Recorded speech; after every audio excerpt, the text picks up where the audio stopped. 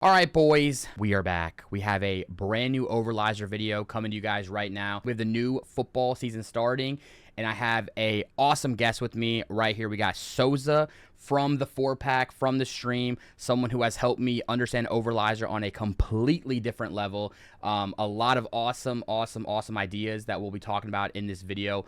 We'll have some talks about, favorite leagues that we like, some leagues that we do not like. First things first, let's talk to Soaza here. What's good, bro? Appreciate you joining me What's on. good? I appreciate you joining me on the video. Just tell us a little bit about yourself and how you got into Overlyzer. Well, I appreciate you. Thank you for the nice words. Thank you for this opportunity. Obviously, I want to help everyone get the money up. Definitely. Understand the tool that's been amazing for the past season. I've enjoyed it very much. It's had its ups and downs. It's been a nice experience. I've learned a lot. I'm looking forward to it. Lots of things to talk about. How long have you been using Overlyzer, and like how have you found yourself to be successful using it? So I started using Overlyzer since August 2nd, 2024. I think within, and with your help as well, within the first 12 days, I basically had the basics, everything I sort of needed to know to start, to have a beginning. Not saying anything was finished, obviously, but I had good experiences with it, which is funny because it was the beginning of, well, when most leagues start, right? So it was kind of like liking it, not liking it, not really knowing in what direction this could bring me in. Would I love it, or would I just be like scratching my head for in all eternity? And it's funny because I remember actually my first match was a friendly game. I think it was a Milan game where they had a late goal, and the pressure was perfect. Well, I understood that it was perfect. Or that's how I felt that it was, and it was enough to convince me to buy a subscription. And I didn't hesitate because I've seen you use it on stream where it's worked incredibly well. And whenever they didn't, we would know somewhat why they didn't. And so I didn't hesitate a second. Well, I did ask you if I will, if my, if it's worth it. Let's just say it like that. Subscribe for 3 months, and I thought, you know what? Let me just use my first month. Don't think about how much it costs or if I'll understand it immediately or get mad at that I won't understand it immediately. Let me use my first month on just pure research. That's basically how I started. Awesome. No, yeah, I think that's kind of like I think everyone that uses Overlyzer at some point, there's always that one moment in the beginning where you're just like everything just hits the right note. You see the pressure looking good, you see the odds looking right, and you get into it and you're like, bang, you see the goal. And yeah, I mean, I've been using it for 3 years as well, and it's just an Mhm. awesome tool. I just like how it visually looks too. You can just really visualize how games are going pressure wise. The one thing that people always ask me is like, how do I decide like which leagues I want to bet on? And then obviously everyone just kind of wants like that fast pass to the right answer where they're just like, just forensic. Tell me what are the best leagues, because I want the people want to avoid all the the nonsense leagues, and they want to get into the best leagues. So in previous videos, I've explained leagues that I like to bet on, but I would love to know, after a full year of you testing out, using and researching Overlyzer, what are your favorite leagues to bet on? Yeah, as you can see, I have a nice little list of some of my favorite leagues. It's been a fun ride because it not only depends on the leagues, it also depends on when when during the league or when during the year, because you also have to think about other factors like the weather conditions. You also have to think about after how many matches do they take it more seriously than let's say they don't take it serious in the first two games, but then they pop off at in the middle of the season, and it ended with me loving them because most of these hit on a usual weekend. I would start off in well, looking for bets or looking for late goals in Australia, all the leagues, and especially your Singapore, South Korea, China, and your Japan. Huge favorite of the leagues. And I know I've written all. I think in Japan it would be like the very low ones.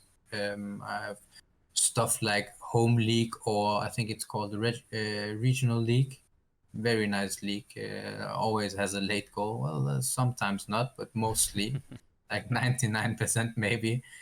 China told me China. You love China, I think. No, yeah, there was definitely a time period back in the day where I was betting on China all the time. When I was at my old job, I was able to wake up and bet on the Chinese Super League, and it was pretty crazy. I will say I wasn't even using like pressure stuff back then or any type of tools back then, but just from just basic knowledge of like back in the day when they had Oscar and Hulk and Talisca out there. Mm. Still, that's when I was definitely betting on China, and like you said, solid league to bet on for late goals. Two countries I like very much would be Poland and Romania. Those would be in the lowest divisions of Poland, from the second to whatever I had available. Romania, I love the third league. Not the time when they have the playoffs, but Mm. right before. Very nice league. And in the first half of the, well, if we can call it a Premier League regular season, I would have very good experiences with these sort of leagues. And later on, I would look at Argentina, the reserve leagues, because they are mostly younger. There would be not so much tactics, stuff like that. They would just be, it would just be pure attacking. Same goes for Guatemala. Although I didn't have the chance to bet on it, it was very nice to track. And all in all, just a very good experience with Europe, Asia, and also South America. I find it fascinating that people can apply Overlyzer research on different continents and different regions. So, like for me, for example, like I only bet on European football, and I don't think I've even really attempted it, but I just feel like I've seen like pressure graphs in like Brazil, and they're just so high, and I feel like sometimes they don't lead to goals. So this list comes in like a lot of. I think this list comes in handy here, where there are certain countries in different regions of the world that can still, you can still apply your Overlyzer research to, which I find to be very awesome and very interesting to see. So I appreciate you sending and making this list for us, so we can visualize like all the countries and all the awesome late overs you've been hitting all around the world. So on the flip side of having a favorite list, it's really important that we also know what to avoid in the world of late goal betting or just betting in general. So we have a little list here that was made by Soaza on his main banned list in countries, regions. So basically the opposite of the favorite leagues. He has a ban list. This has been fun. There's been a whole experience of ups and downs, and I did this. Made this band list a while ago, actually, long before I did the favorite ones, because well, it's more hurt. There's more pain than stuff Definitely. to stuff to be happy about when it comes to betting. I mean, you're taking a risk, right? And some leagues just don't want you to win. And I would say I very quickly picked up on that. Especially Belgium. I've had headaches with Belgium. It's a league where there's constantly VAR. Sometimes it's in your favor. Sometimes you get the penalty. They they love to kick around at the end. But sometimes it's also goals taken away. I remember I think it was the season before. I was on a late, and they took it away, and I really needed that win, and well, I didn't get it. And you also have Poland, Romania, Extra Klasa, and Liga 2. It's funny how you have Romania and Poland on a favorite list, and then you also have it on banned list. But it's the leagues for some reason that they just differ. And I can't really explain what it is. The mentality of the leagues might be different, or the aggressiveness might be different. You also have Bulgaria. For some reason, they don't like goals.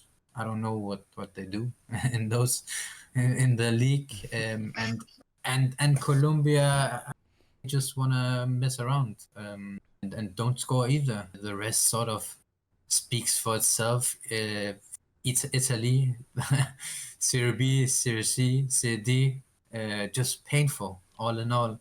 I did at the end of my list say that every league is exempt from the list of the last 4-ish game weeks in the game, but that would matter on the current state and what teams would need a win, or what teams would need a goal, or what team would be pressing enough for the goal so the other team would counter and then score a goal. These sort of things happen. Before I had Overlyzer, I enjoyed Italy Serie B, and that was only at the end. And some things you just don't understand, like women. I've come to a conclusion that I don't need to understand it. It's very up and down and up and down. And when you have so many leagues to bet on, there's no need to bet on women, because they play at the same time as most the European women, of course, play at the same time as the men's European league. So I just stay away from it. Then there's national cups. The issue is with national cups is that there's a lot of rotation. The mentality is very different. You don't really know what you're gonna get. I mean, we know about cup surprises. It's another headache that I just had to stay away from, because you got your leagues and then all of a sudden there's cups. For me, it's just take a break instead. Some games look amazing on Overlyzer for another goal, but 50-50 for me, I would say. Just seeing this list already, I'm getting some PTSD. Belgium, totally agree. Bulgaria, definitely agree. Italy, Serie C, Serie D, absolutely terrible for me. Serie B is like kind of one of those like in between ones for me, depending on who's in the stream, who's calling out what bet. Women, I think, would be the one I would not disagree, but just say that like maybe specifically in general, women may not be the best ones to bet on for late goals. For me, it's always just situational based on women's. If it's like Barcelona women, Lyon women, PSG women, Wolfsburg, Arsenal, Chelsea, just the main top, I would say 10 teams. If you can find like some type of club coefficient, find whoever the top 10 teams are in women's. They're ever losing, or if they're tied, or if they're up by like 4 or 5. Those are the 3 situations I would like to target, those 10 teams for late goals. And then the one we can definitely agree on the most is the international friendlies. I have my own issues. I keep doing it anyways. And if you're someone who likes to learn from their mistakes, it's not been me. That's the one thing I cannot stop for some reason. It's just international friendlies. You get so excited seeing all the international teams coming back together, and you're thinking, you see a team with Portugal, you see Ronaldo on the team, and you're thinking, bro, they're gonna bang goals, and they just don't bang goals. So definitely agree with that one. I would say the national cups is, in general, your reasoning is perfect, where you say that the lineups are different, the rotations are different, so you do not know what you're going to get into. The only time I like to bet on cup matches for late goals is if there is a 1 goal difference and it's not 2 legs, it's just one off match, and there's a 1 goal difference between either of the teams. I usually like to at least attempt a late goal, maybe at higher odds in case the match has been kind of dead, but I would say overall, with majority of this list, 80% of this list, I'd agree with you there. So I appreciate you coming on again. It was really nice to hear someone else talk about Overlyzer in depth with research for once other than me. Great list. Favorite list was awesome. Band list was awesome. Just getting into the mind of someone who's been doing it for a year was awesome.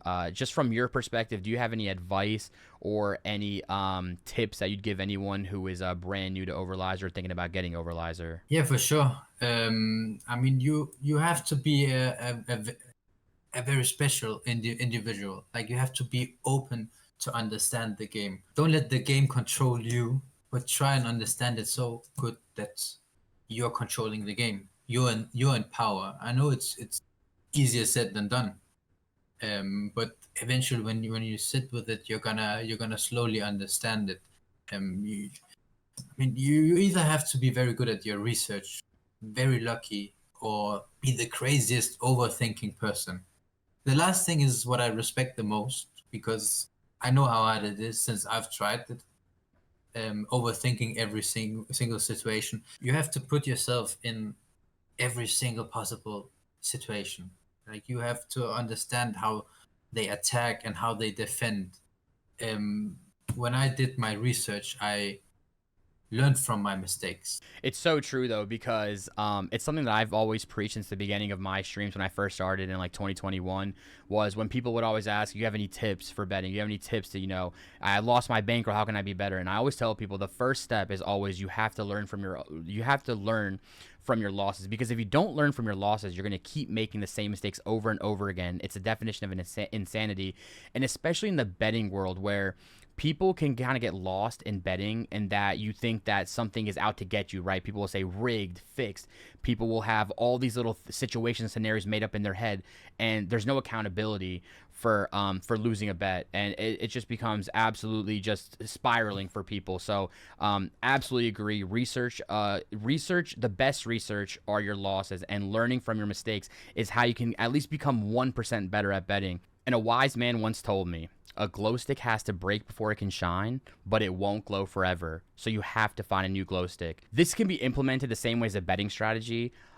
You have to lose on your betting strategies to make money, right? Anyone who's ever came up with a good model, a good system, has had to incur losses before they got to the point of making money. And that's kind of like the glow stick idea, right? But the other thing is, the books are always smarter than us. They're always adjusting too. So you have to eventually find a new betting strategy, which requires you to be more critical on yourself, be more critical on your own research, right? So you do not want to stay stagnant on your research, because you definitely want to, keep glowing like the glow stick. All right, boys, as always, I appreciate you guys watching the brand new YouTube video here.